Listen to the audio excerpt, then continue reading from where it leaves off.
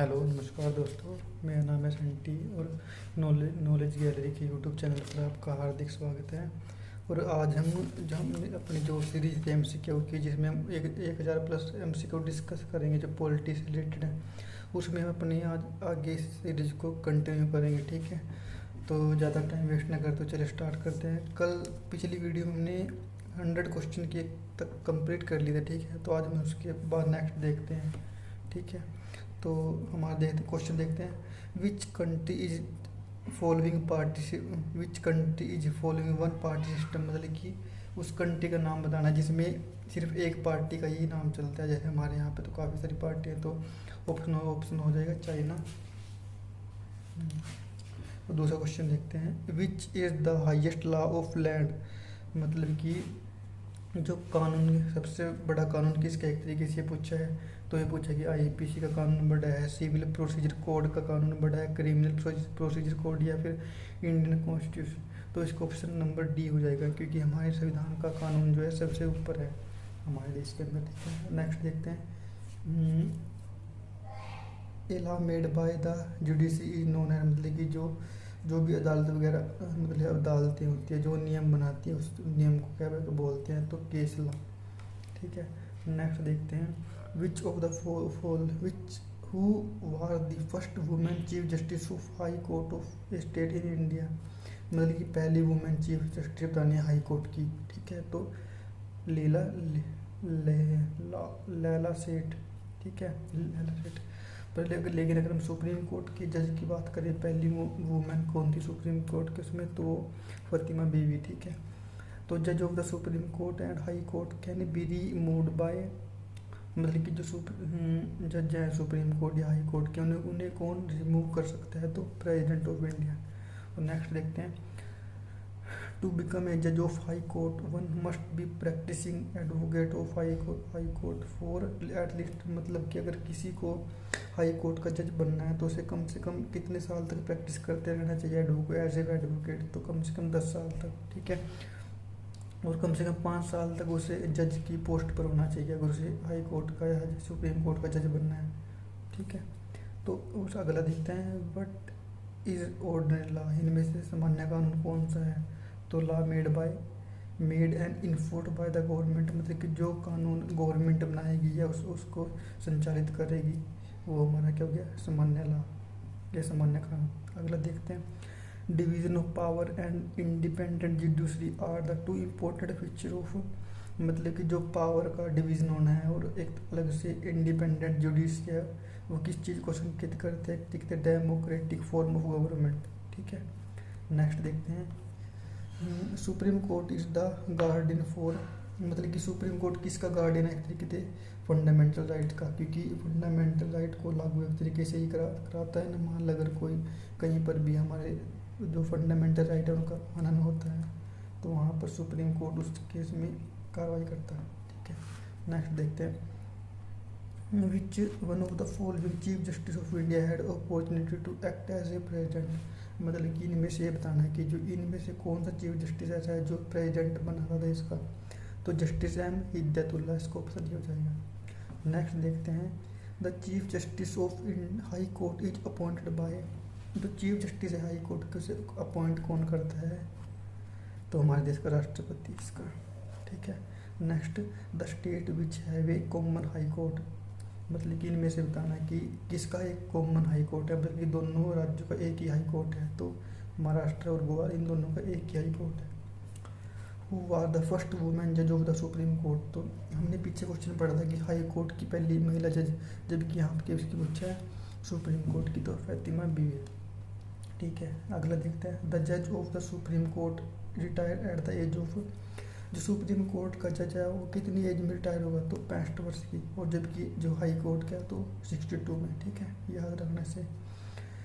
Next देखते हैं। Where were the high court in India first set up, सबसे पहले हाई कोर्ट कहाँ पे सेटअप हुआ था, तो बॉम्बे, मद्रास और कलकत्ता। ठीक है, नेक्स्ट देखते हैं। Who is empowered to transfer a जज from one high court to another high court, मतलब कि ये पावर किसको है कि वो किसी भी हाई कोर्ट के जज को एक हाई कोर्ट के जज को एक कोर्ट से दूसरे कोर्ट में ट्रांसफ़र कर सकता है, तो वो है राष्ट्रपति के पास ये पावर है, ठीक है।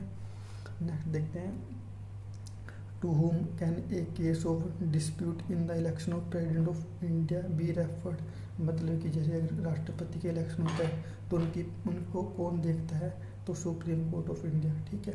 नेक्स्ट, हाउ मेनी जज are there in the supreme court. I think ये क्वेश्चन दोस्तों ये बुक पुरानी है तो इसमें 31 है, लेकिन मेरे ख्याल से 34 जजेस हैं। एक बार आप इस क्वेश्चन को चेक जरूर कर लेना, ठीक है।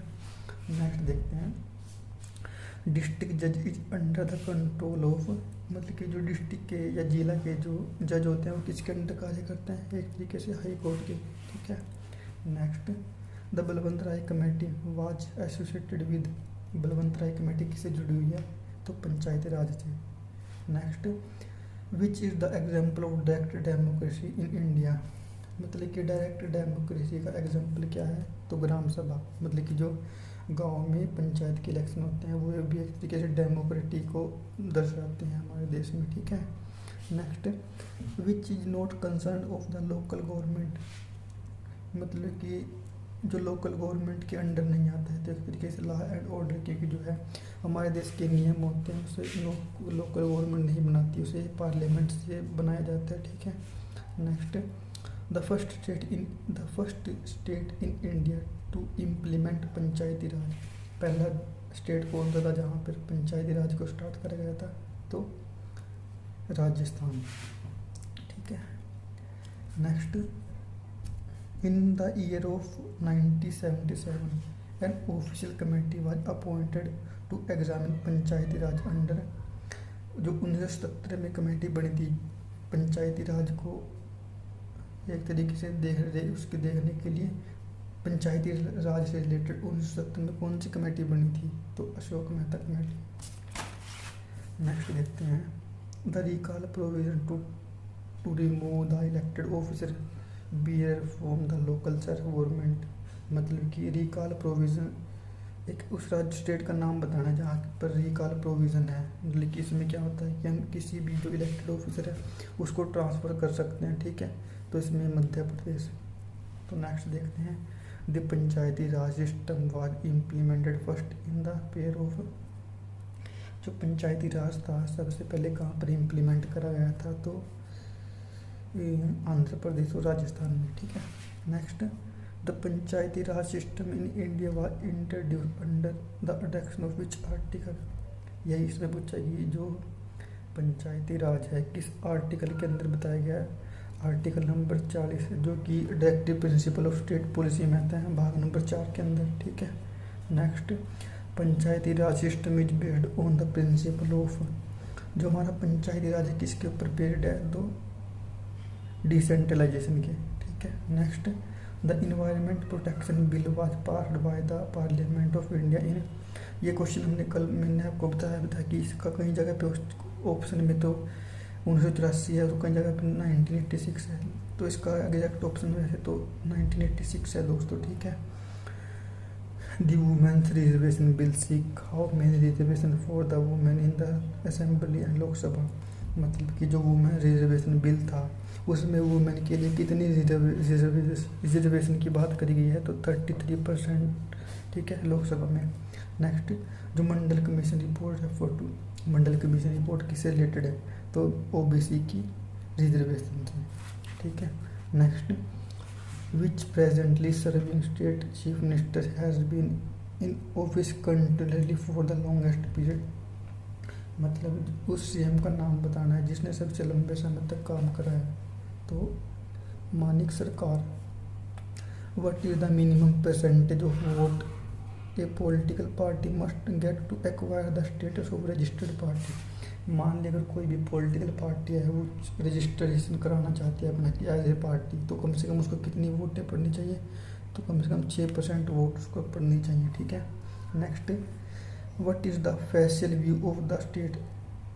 मतलब एक तरीके से जो है तानाशाही का रूप किसे कहा गया है, तो national state is a uniqueness unquestionably sovereignty, तो इसको option B. Next, democratic centralism is an important feature of तो डेमोक्रेटिक सेंट्रलिज्म किसका फीचर है, तो इसको ऑप्शन कम्युनिज्म, कम्युनिस्ट स्टेट का, ठीक है। Next, the anti defection law was passed by the Indian parliament in the year, तो ये कब पास करा गया था, तो 1985 में, ठीक है। और अमेंडमेंट कौन सा था, 51th अमेंडमेंट था, ठीक है। The power of to decide an election petition for the state is vested in, मतलब कि इलेक्शन से रिलेटेड याचिका दर्ज करने के लिए हमें कहाँ पर जाना पड़ेगा, हाई कोर्ट में, अगर स्टेट की बात हो रही हो, ठीक है। Next, which of the following is one of the characteristic of the civil service in India, तो इसका ऑप्शन नंबर हो जाएगा neutrality and impartiality. Next, the finance commission in India is appointed by, जो हमारे देश का फाइनेंस कमीशन है उसे कौन अपॉइंट करता है, तो राष्ट्रपति, ठीक है। वो is the chairman of the planning commission, जो प्लानिंग कमीशन है उसका चेयरमैन कौन है, प्राइम मिनिस्टर ऑफ इंडिया, ठीक है।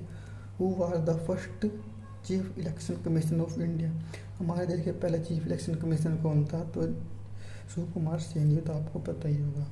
नेक्स्ट देखते हैं, comptroller and editor general of India is appointed bye, मतलब कि क्या की नियुक्ति एक तरीके से कौन करता है, तो राष्ट्रपति करता है इसकी, ठीक है। द फाइनेंस कमीशन इज, बल्कि हमारा फाइनेंस कमीशन कैसा है, तो यह है क्विनक्वेनियल बॉडी, मतलब कि इसका जो गठन होता है 5 साल के लिए किया जाता है राष्ट्रपति के द्वारा, ठीक है। नेक्स्ट में, for which period the finance commission is for, मतलब इसमें यही क्वेश्चन फिर से पूछ लिया है कि मतलब कि जो फाइनेंस कमीशन है उसकी अपॉइंटमेंट कितने साल के लिए होती है, तो 5 साल के लिए। Next, who is the chief law officer of the government, मतलब कि जो गवर्नमेंट है उसका सबसे बड़ा लॉ अधिकारी कौन है, तो अटॉर्नी जनरल ऑफ इंडिया, ठीक है। Next, which one of the following is not a constitutional body, मतलब इनमें से एक संवैधानिक संस्था नहीं है, तो प्लानिंग, ये इलेक्शन कमीशन भी है, फाइनेंस भी है, यूनियन पब्लिक सर्विस भी, तो प्लानिंग कमीशन असंवैधानिक है। Next, the deciding authority of state share in the central taxes is, मतलब कि जो सेंट्रल टैक्सेस को डिसाइड करती है वो तो फाइनेंस कमीशन करता है इसको। Next, right to vote is mentioned in the part of the constitution, जो है राइट टू वोट है वो किस में दिया गया है, इलेक्शन भाग, मतलब कि भाग नंबर 15 के अंदर। Next, postal voting is otherwise called, जो पोस्टल वोटिंग है इसके कहा जाता है, प्रोक्सी वोटिंग। नेक्स्ट, और आज का last question, in which country finance legislation is introduced in the upper house of the legislator, मतलब कि जो मतलब कि फाइनेंस से रिलेटेड कानून है सबसे पहले कहाँ पे इंट्रोड्यूस करे गए थे, किस अपर हाउस में इंट्रोड्यूस करे गए, तो जर्मनी के, ठीक है। और आज के लिए दोस्तों इतना ही, तो मिलते हैं नेक्स्ट वीडियो में, थैंक यू।